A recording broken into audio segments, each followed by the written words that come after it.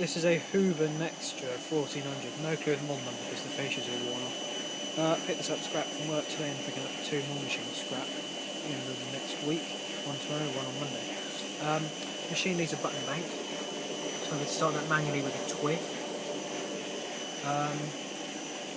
Fascia's rubbed off a bit and the dial things will seem so it's hard for that. But apart from that, it seems to work alright. We're on the spin program now. Not too mucky in there. I've had to wire a new plug on it, apart from that, it's good.